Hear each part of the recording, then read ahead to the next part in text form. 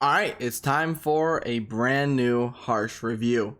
This is going to be the first one that's ever premiered, so if you're watching this as it comes out, then maybe you have an idea of what this game is based off of the clues that I've given, maybe not. Otherwise, right after the premiere is done, the title will be in the game for everybody else. Now that we've gotten that out of the way, the game that I will be talking about today is the game that is considered the downfall of its series, and it has a mechanic that there are a lot of people who absolutely dislike. The last hint that I'll give you is you can see it right now, right to the right of my head. The game that we're going to be talking about today is Mario Party 9. This was the first console Mario Party that completely changed up the mechanics of the boards by introducing the car that everybody had to travel together in, and just completely got rid of the coins and stars for just mini stars. Now today I am here to find out whether this game is truly that bad, or I'll find out if maybe it surprises me. For those of you new to this series, we're going to be checking out the mini games, boards, items, and other modes to determine how well this game is. Alright, let's go find out whether Mario Party 9 is as bad as everybody remembers, or if it can hold a candle to some of the other ones. So like I said, the first thing that we're going to be talking about are the minigames. One thing that I will say that I remember from Mario Party 9 is that the minigames were really good, but it's just you didn't get to play them because they didn't happen every turn. Also, this was the first Mario Party to have bosses on every board and mini bosses that came with their own mini games. But it also took out the 2v2 mini games as well. Now there are some absolute standouts like Peak Precision, Goomba Bowling, Flinger Painting, Ballistics, and of course, Pizza Me Mario. Just overall, the 4-player mini games are absolutely fantastic in this game. So the way that I'll be ranking them is that each mini game that I believe is good or that I enjoy will get a point, whereas the ones that I just don't care for or dislike will not get a point. Now for all of the Mario Party videos that I've done, this is going to be a first in the series. For any specific section, whether it's the entire section or a mini section, the free-for-all minigames are getting a perfect score.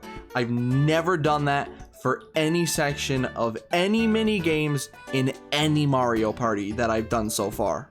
In fact, this game really doesn't have too many bad minigames per se. Sure, it does have a couple boring ones, or a couple ones that I do think are maybe a little tedious or just not fun, but overall, it's really, really good. So out of the total 81 points that this section can get, I'm going to be giving the minigame section 72 out of those 81.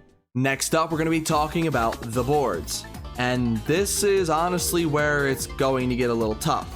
If I'm being completely honest, I absolutely 100% prefer the old style of boards where you were able to go around to pick up the stars with your coins and you were by yourself instead of stuck with everybody inside of a car. Something else that I absolutely enjoy about the older Mario Parties is that you actually get to play a mini game at the end of every turn. So to make up for this, I'm going to be removing 2 points from this section for the car mechanic and 1 extra point for not being able to play mini games at the end of every turn. Some of you may not like this, but honestly, I could have absolutely gotten rid of like 10, maybe even 15 points, and I would not have felt bad about it at all. So I'm definitely holding myself back here just a little bit. Anyways, let's get onto the boards.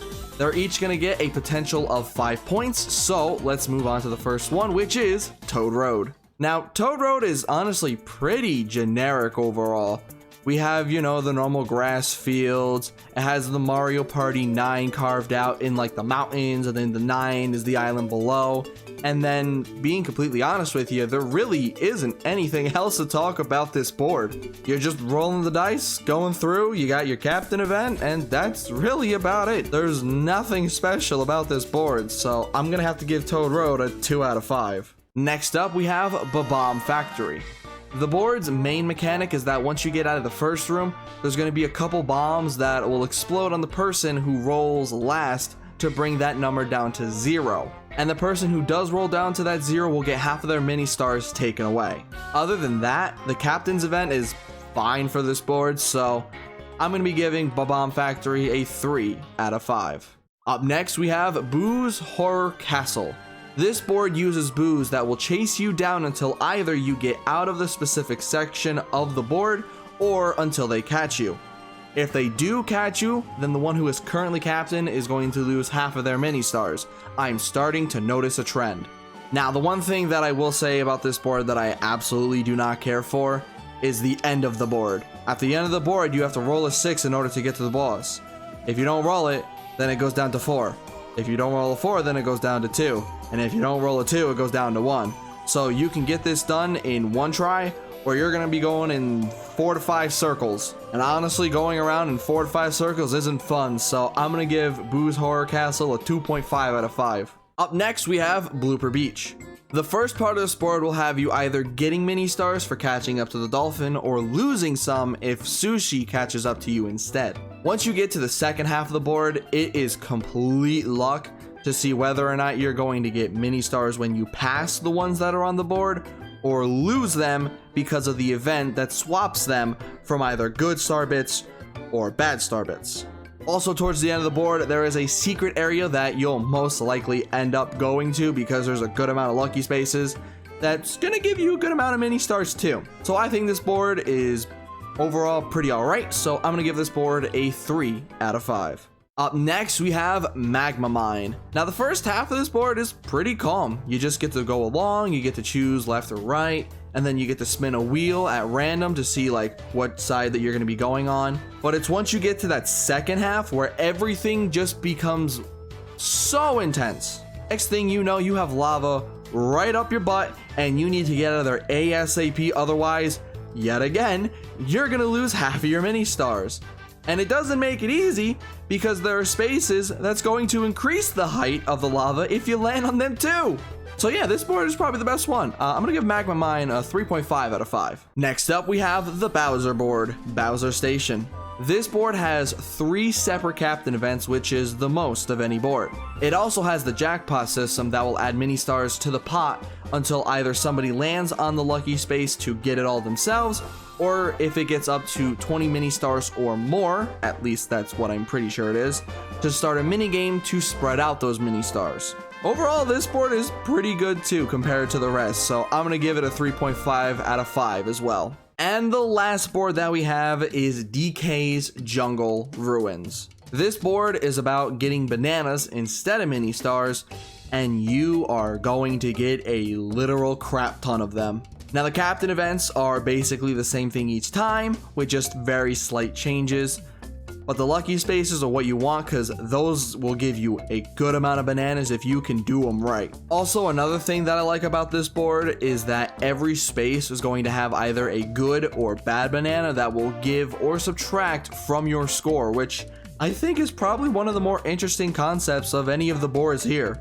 So for the last board, DK's Jungle Ruins will be getting a 3 out of 5. So if I add up all the points from this section, it will be 20.5 out of 35, which will go down to 17.5 with the negatives being added from before. All right, next up we have the items, which is what I'd say if there were any fucking items in the game. But really, all we have are just a couple different dice. And yes, thinking back on it now, I'd probably lower the item score for Mario Party 1, but I don't think it would change too much. In this game, we have the normal dice, which is now 1 to 6, the 0-1 dice block, the 1 to 3, 4 to 6, 1 to 10, which again was normal prior to this game, and then we have the slow dice block, which you can just basically pick what you want to do. Now, one thing that I would have loved to seen is if we could use, let's say, the 0-1 or 1 to 3 dice blocks on other players. That builds up strategy, but you can only use them on yourself, and you're still stuck with everybody else, so you really don't have much strategy that you can do. At least back in Mario Party 1, we had hidden blocks, we had warp blocks, but here, there really isn't much of anything. So out of the 10 points that this section can get, it'll get a 2 out of 10.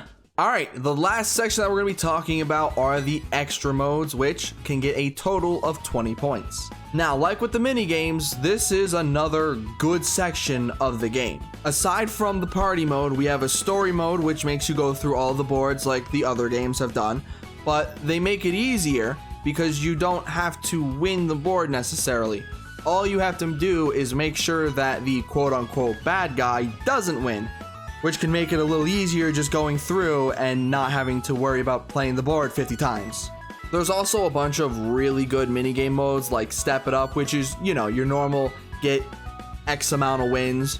But in here, the players kind of get to choose the minigames that they play, because somebody who is in last, whether it's tied or not, will get a wheel that isn't really that hard to time, so you can actually kind of get the minigames that you want to play. There's also Garden Battle that you have to fill in your garden first. And then of course we have the absolute gem, which I want there to be a variant of in every Mario Party from here on out, which is Choice Challenge. In this mode, you get to pick 3 out of the 5 minigames that they give you that you want to play. And of course, you'll have the ones that everybody's going to want to pick and play. But if nobody picks a certain game and you do, then you automatically get the free 100 points, which can lead to a lot of really interesting strategies of choosing whether to go for like the mini games that you love to play, or maybe picking a mini game or two that you think nobody's gonna want to play and just getting the free points. Seriously though, Nintendo, next time you make a Mario Party, add a mode like this to it, please, I beg you. But along with those modes, we also have the extra mode, which has extra mini games, and a mode that honestly I wouldn't mind seeing come back, which is perspective mode. In that mode, you get to play certain mini games in like a third person kind of view, and it's honestly pretty fun to just mess around in that mode and just see how it looks from a different perspective. So yeah, there's a lot that you can do outside of just playing the normal boards, and they're almost all very enjoyable to play. So the extra mode section is going to be getting 19 out of 20 points. And now we made it to the end, so let's add up everything. The overall score for Mario Party 9 is 110.5 out of 146. So out of a score of 10, Mario Party 9 will be getting 7.6 out of 10. Now, obviously, the mini games and the extra modes are what gives this game the score. The boards and the items don't do well, but the things that it does do well, it does extremely well. If the boards were normal, and then we had actual items that you could use on yourself and other people, and it wasn't just dice, this game would probably be top tier. But unfortunately, it doesn't get there for me because of those two very specific aspects. Alright, now we're moving over to the tier list that I have of all the games that I've done so far, where Mario Party 9 is going to be going into C tier in front of Mario Galaxy 1. That is a sentence I never thought I would say in my life. And yet, here we are. Alright, well, that is going to do it for me. I'm going to be doing my best to continue to get one of these up every month.